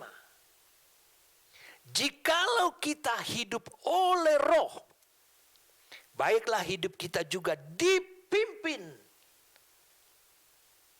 oleh Roh. Wah, apakah ini ago? Bukan. Ini bukan ago. Mari saya ajak saudara. Galatia 5 ayat 25. Jika kita hidup dalam Roh, jadi tadi hidup oleh Roh atau hidup dalam Roh, itu digunakan kata zao. Berarti kata zao ini ada kesamaannya dalam pengertian dengan kata peripateo atau hidup oleh Roh. Mengapa? Karena di sini kita menerima penyediaan dari Roh Kudus, hidupnya Kristus. Kalau kita zao, artinya kita hidup zao dari Roh. Jadi kita ambil apa yang disediakan oleh Roh Kudus. Zao itu G2198. Lalu kemudian dikatakan, baiklah, ini lebih lanjut. Ini yang terjadi pada tayangan gambaran itu. Saudara lihat, kalau engkau terus ambil apa yang disediakan oleh Roh Kudus, apa yang disediakan Roh Kudus, lama-lama makin penuh, lama-lama makin penuh, lama-lama, dan akhirnya hidupmu akan dipimpin oleh Roh. Dan ini bukan digunakan kata ago, tapi digunakan kata stoikeo. Stoikeo adalah G4748. Wow, ini luar biasa sekali saudara. Ini adalah long march atau marching daripada berjalannya gaya militer dengan kedisiplinan dan kepatuhan pada komandannya. Berarti inilah yang dialami oleh Yesus. Roh Kudus menjadi komandan. Dan dia otomatis hidup dalam kedisiplinan, berjalan dengan gaya militer untuk tujuan komandannya. Wow, luar biasa saudara. Dipenuhi Roh. Salah satu adalah kepatuhan saudara kepada instruksi Roh Kudus.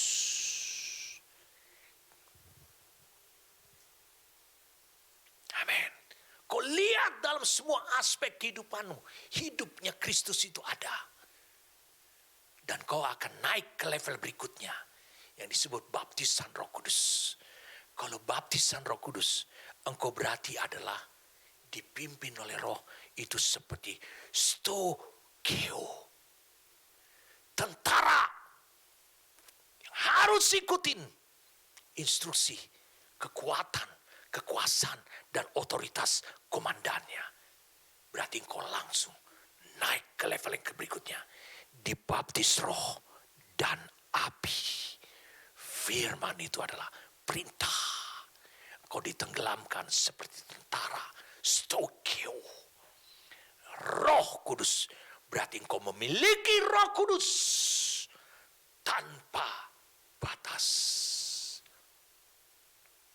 Seorang polisi dengan tubuh yang kecil, dengan lencana kepolisian di Amerika, di luar negeri, suatu ketika menyetop sebuah truk trailer yang memuat 200 ton lebih barang, truk yang panjang dan supirnya yang besar sekali, dengan mengangkat tangannya, memberikan tanda stop, maka kendaraan itu dengan seluruh kekuatannya, dengan seluruh tenaganya akan berusaha berhenti. Mengapa? Karena polisi yang kecil itu, yang kurus, mungkin yang krempeng, itu memiliki lencana di sini. Itu adalah lambang otoritas negara menaungi dia dengan kekuasaan dan otoritas.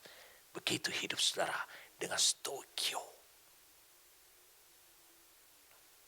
Saudara berjalan seperti seorang militer dalam kepatuhan penuh di dalam kekuatan dan kuasa yang menaungi saudara. Jadi Galatia 5 ayat 25 ini sangat dahsyat. Baiklah hidupmu naik lagi. Kau dibaptis.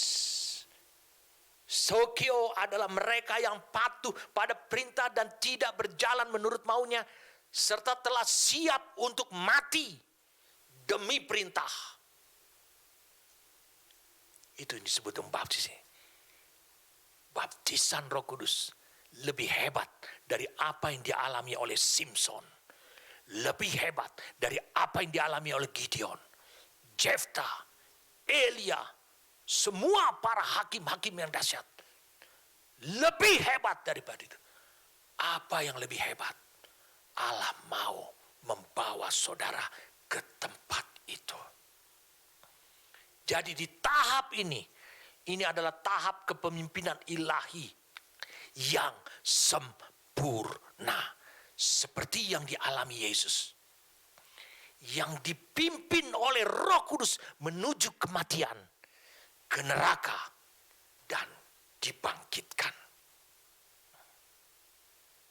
Amin. Wow, luar biasa. Yesus dipimpin menuju kematian.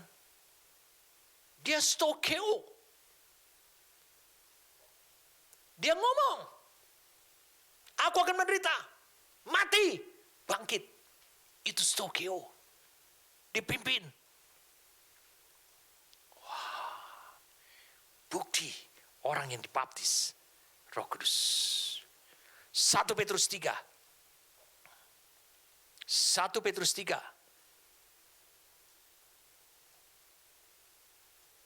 18, sebab juga Kristus telah mati sekali untuk segala dosa kita, yang benar untuk orang-orang yang tidak benar, supaya ia membawa kita kepada Allah, yang telah dibunuh dalam keadaannya sebagai manusia. Dibunuh berarti mati, tapi yang telah dibangkitkan menurut roh, oleh roh maksudnya, bukan. Dan di dalam roh itu ia juga pergi wisata, memberitakan Injil kepada roh-roh di dalam penjara bersama dengan Roh Kudus. Pengalaman yang sama saudara harus alami. Oh, dahsyatnya. Yaitu kepada roh-roh mereka yang dahulu pada waktu Nuh tidak taat kepada Allah. Ketika Allah tetap menanti dengan sabar. Waktu Nuh sedang mempersiapkan baterainya, di mana hanya sedikit, yaitu 8 orang yang diselamatkan oleh air bah itu. Saya mau tanya pada saudara, ketika Kristus mati, Yesus mati, dia dibawa oleh roh, kemana? Ke area yang manusia tidak bisa menjangkaunya. Area hanya Allah bersama dengan Roh Kudus. Wah, itu Stokeo. Betapa dahsyatnya. Makanya Yohanes 16 ayat 13 menegaskan pada kita. Yohanes 16 ayat yang ke-13 menegaskan pada kita, tetapi apabila ia datang, yaitu Roh Kudus, roh yang tanpa batas, tanpa ukuran tersebut, yaitu disebut roh kebenaran, ia akan memimpin kamu. Di sini walaupun digunakan kata ago, Tetapi di sini digunakan kata hodegeo, lead, guide. Berarti harus dengan sukarela. Ke dalam seluruh kebenaran. Jadi realita kehidupan dari apa yang Tuhan firmankan. Sebab ia tidak akan berkata-kata dari diri sendiri. Tetapi segala sesuatu yang dengarnya, itu yang akan dikatakan. Dan ia akan memberitakan kepadamu hal-hal yang akan datang. Luar biasa sekali.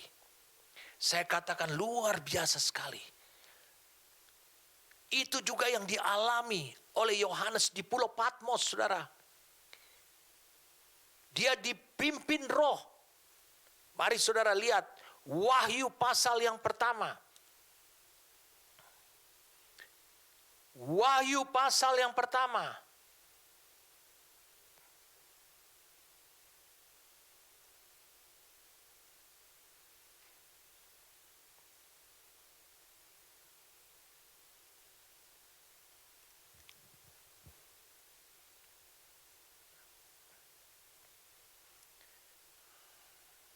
Dikatakan demikian.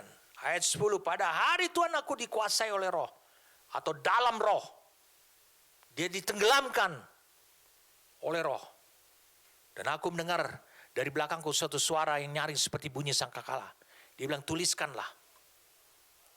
Dia bilang apa ini? Semua apa yang akan terjadi. Saudara bisa lihat sekarang di pasal 4. Kemudian daripada itu aku melihat, sesungguhnya sebuah pintu terbuka di sorga. Dan suara yang dahulu telah kudengar berkata kepadaku, seperti bunyi sangkakala. Katanya, naiklah kemari. Ini kepemimpinan dia. Ketika dia ada dalam kuasa roh, dia tidak punya daya. Stokeo. Atau disebut dengan ago. Naiklah kemari dan aku akan menunjukkan kepadamu apa yang harus terjadi sesudah ini. Ke masa yang akan datang. Dia lihat apa yang terjadi di masa yang akan datang. Dia lihat langsung. Segera dikatakan apa? Aku dikuasai lagi. Digunakan kata dalam. Dan lihatlah sebuah tata terdiri di sorga. Dan di tata itu duduk seseorang. Dia lihat semua. Dia lihat semua agenda-agenda di depan dia. Apa yang terjadi di masa yang akan datang. Kenapa? Karena Yohanes 16 ayat 13 mengatakan bahwa Roh Kudus itu adalah roh kebenaran. Dia tidak akan berkata-kata dari, tapi apa yang dilihatnya dan apa yang akan terjadi pada masa yang akan datang. Wow, luar biasa. Roh Kudus tidak berkata-kata dari dirinya sendiri, tapi apa yang Bapa perkatakan. Dan karena Yesus, dengarkan saya, dan karena Yesus hidup dalam kuasa roh, menurut Lukas 4 ayat 13. Maka Yesus juga tidak berkata-kata dari dirinya sendiri. Tetapi Bapa yang memerintahkan kepadanya. Bapa yang memerintahkan kepada Yesus. Itu sifatnya siapa? Sifatnya Roh Kudus. Jadi Roh Kudus beroperasi. Di Yohanes 12 ayat 49 dikatakan. Apa yang kukatakan itu bukan dari aku. Tapi Bapa yang memerintahkannya. Bukankah sama dengan Yohanes 16 ayat 13? Amin. Bapa yang berkata. Itu bukan aku yang berkata kata-kata Roh Kudus. Tapi apa yang kudengar dari Bapa. Sekarang Yesus juga memiliki sifat yang sama. Berarti siapa? Roh Kudus beroperasi dalam dirinya Yesus. Jika roh Tuhan, dengarkan saya. Jika roh Tuhan berkuasa atas dirimu, maka engkau akan berubah menjadi manusia yang lain. Tapi tetap manusia. 1 Samuel 16 ayat yang ke-10. 1 Samuel 16 ayat yang ke-10.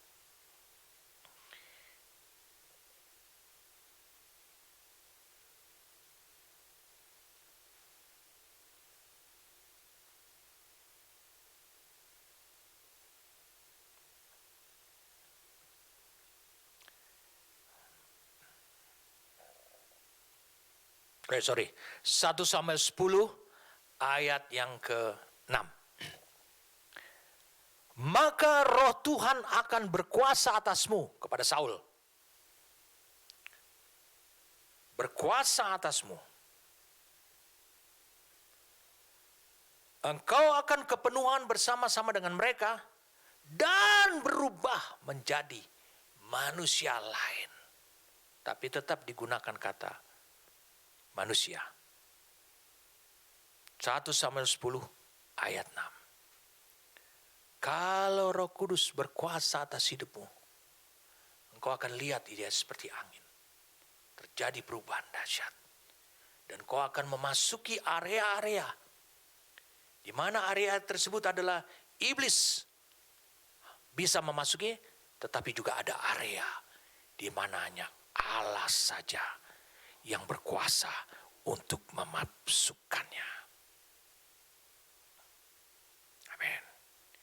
Sebelum mengakhirinya, saya mohon saudara kita sampai pada kesimpulannya.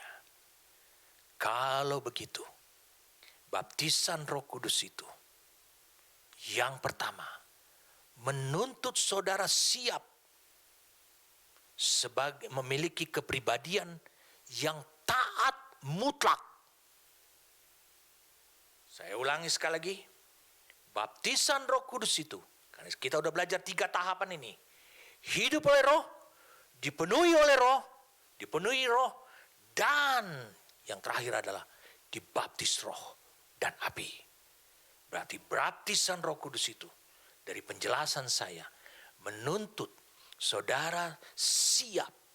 Itulah yang saya jelaskan minggu lalu. Kata tunggu, kata Yesus.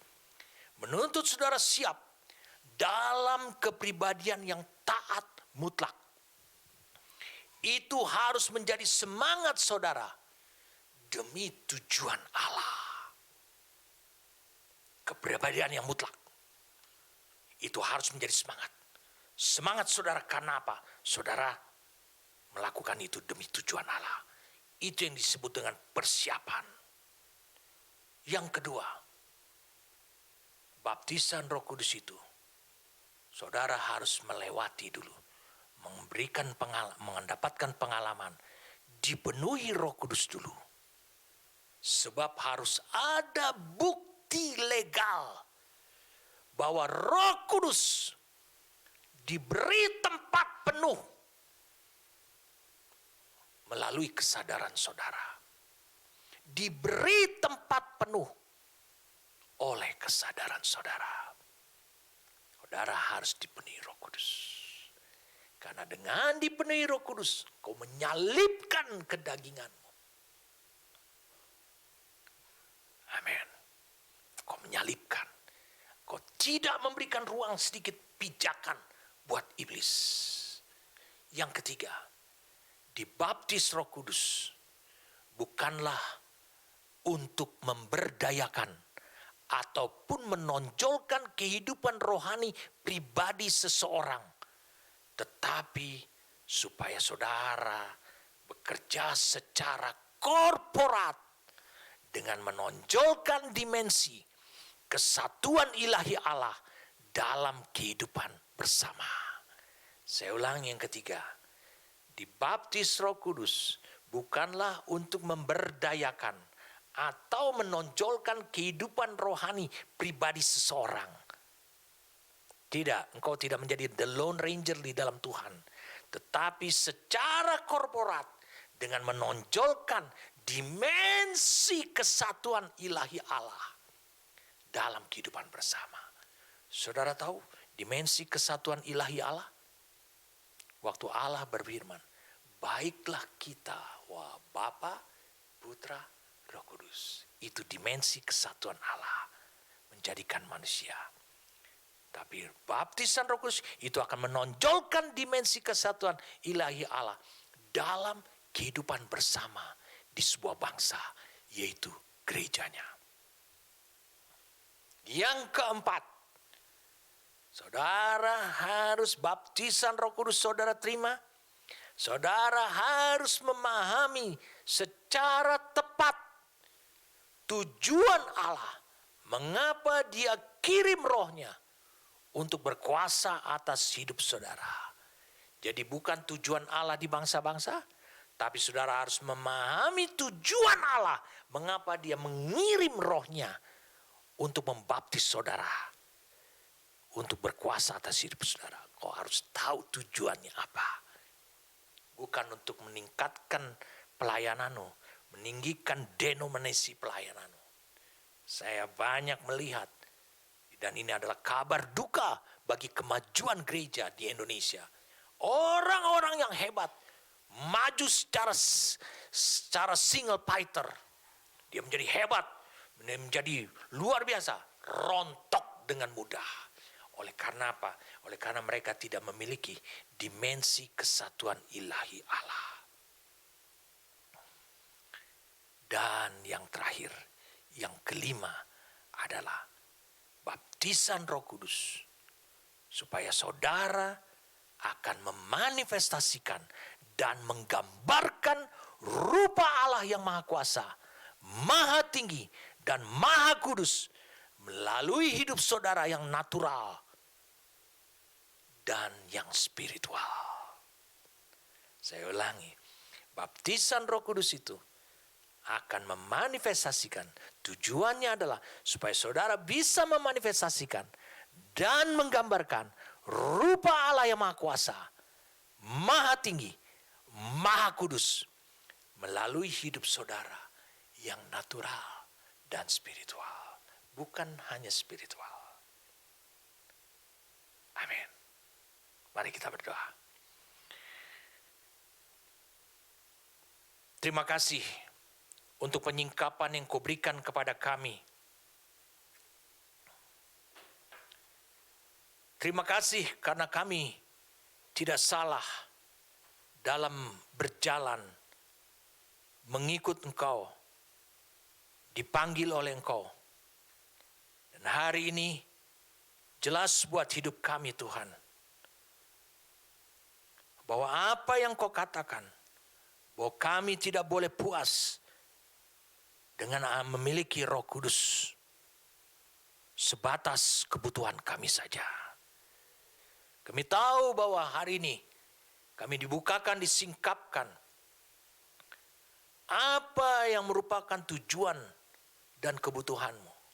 Dan hari ini Tuhan, hamba berdoa saat ini juga, biarlah ini menjadi pengalaman sekarang. Kami tahu betapa dahsyatnya Engkau sejak kami mengalami lahir baru sampai kami dipenuhi oleh Roh-Mu yang Kudus, dan bahkan kami ditenggelamkan oleh Roh-Mu yang Kudus, oleh kuasa-Mu. Hari ini kami menerima pekerjaan-Mu itu. Betapa dahsyatnya, dan hati kami bersyukur kepada Engkau. Bapa, terima kasih untuk mata yang terbuka. Terima kasih untuk pemahaman. Kami bersyukur padamu. Terima kasih. Dalam nama Tuhan kami Yesus Kristus.